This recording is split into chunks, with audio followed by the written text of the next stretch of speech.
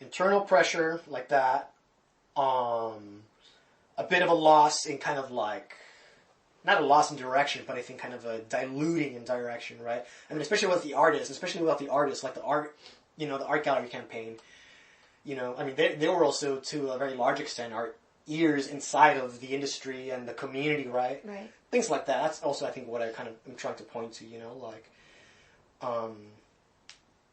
not to fault these people for, like, taking their space back or nothing like that, but, it was not something that we also successfully. We never necessarily, I would say, replace the caliber of that leadership, or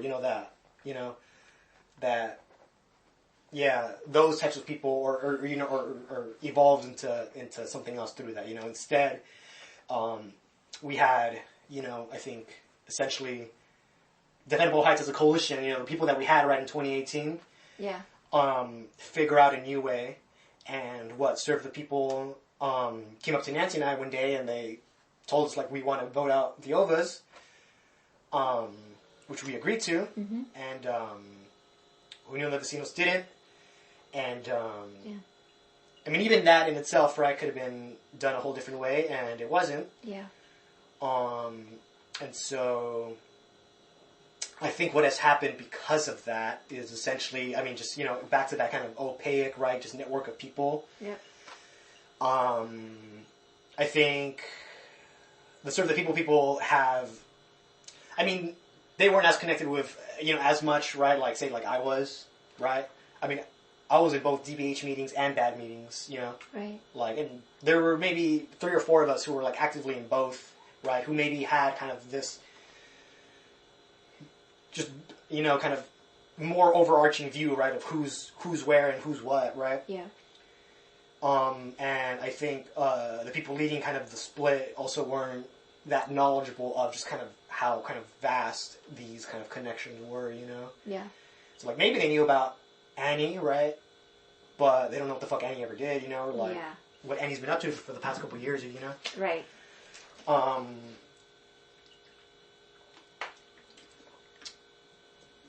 And, and at least for me personally, around that time in 2019, I was definitely, like, I mean, I think in November, we went to fucking Mexico to help out the caravan. Yeah.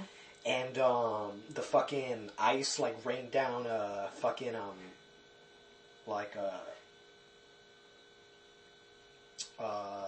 it's like a pepper spray and shit, Yeah. And the week after was, like, the DBH meeting where it was all gonna go down and shit, so I was still like, bro, I'm still hearing helicopters, dude. Like, I fucking need time, dude. Like, I don't, like, the split, the way it went down, it was fucking weird. Like, I mean, I think the effect is that everyone is essentially a bit weaker, and, because again, these, that opaque network, I think just kind of, the connections weren't lost. They were unattended, I guess. Yeah. For lack of a better term, I also think, I don't know, people were also just scared of the Maoists too, so they just didn't know how to talk to them or something. I don't know, people also just need to get over their fear of the Maoists too, It was also something that we dealt with within DBH as a coalition. Yeah. And, I mean, Nancy and I, developed talk. I mean, it's, sorry, bro, it's called, it's called coalition. Yeah. Like, it's like, well, you've never worked with other people, like, yes, or Maoist, bro, whatever, like, you never worked with other fucking people ever, like, right. Come on. Left unity, that's what it looks like, like, yeah. To an extent, Seriously. like, that was at least functional and useful, I don't know, but, I mean, and with those connections, which was, again, I think, a very important part of what actually made Defendable Heights, I think so kind of fast on its feet a lot of times, Yeah. Like, that was gone, Yeah. And that nowadays, I mean, doesn't necessarily exist, right? Right. I mean, these people, I mean, no one's, like, fucking dead or disappeared, nothing like that, but, I mean, people have, I mean, it's also been some, it's been years, and there's been years, too, and, So I guess that's what I would say. Is what happened. Yes, internal pressures of just not housekeeping enough. Yeah. Not ever as a coalition and as individuals dealing with one just like the problem of Chella as a liability. And I tell. I don't hate her. I don't hold fucking like anger in me. I hold disappointment in me. But I do hope she's. I don't fucking. I hope the best for her. Like I don't want her to get hit by a fucking car. Right. Like I want her to get help. The lady needs fucking help. Yeah. Lady needs to slow down. And do some other shit with her fucking life, man. I don't know what the fuck she's doing this shit for, man. It's weird. Yeah. I don't know. Whatever. But yeah, towards the end, it was also just like, bro, like this is, I don't know, I'm going crazy. I don't know, it's gonna reconstitute. Like, I think, cool. I think I'm gonna step out. Because I just can't fucking do this anymore. This is kind of like a side note. Because you're like illuminating a lot for me, just based on what I observed and what I was a part of. In November and December. Are we good? No, it's fine. It's fine. Yeah.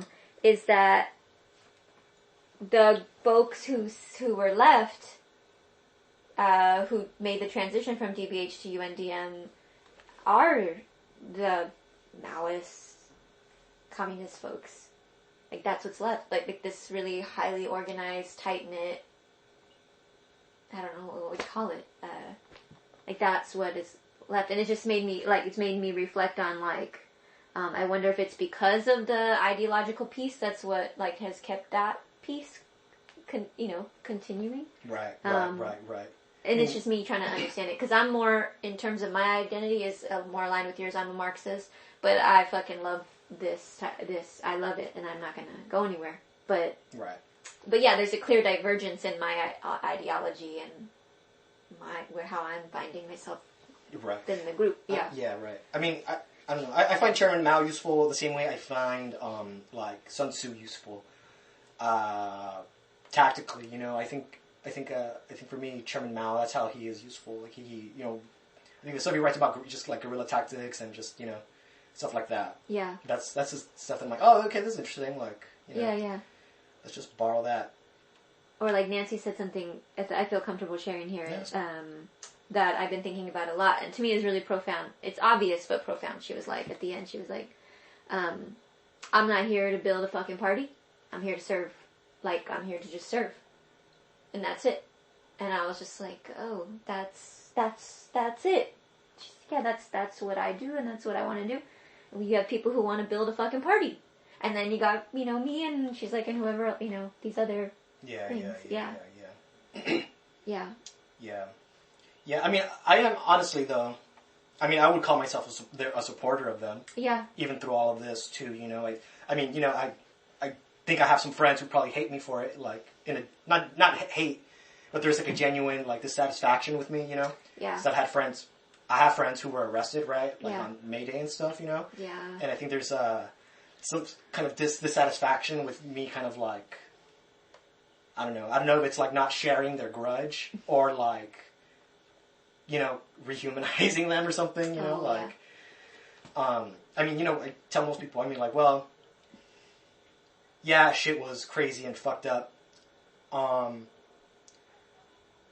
there's, I don't know, there's also no one else, well, you know what, I told them, you kind of lost my trust, but, I'm just one fucking person, you need to prove me wrong. And I like being proven wrong when I'm pessimistic. Yeah. And, I haven't kept up with the UNDM too much, but, the Serve the People, at least, has, appears to be, somewhat, kind of growing and stuff. Yeah. So I would say that they have somewhat proven me wrong. Yeah. And I will, admit that and not hold, any animosity to any of these people, in particular,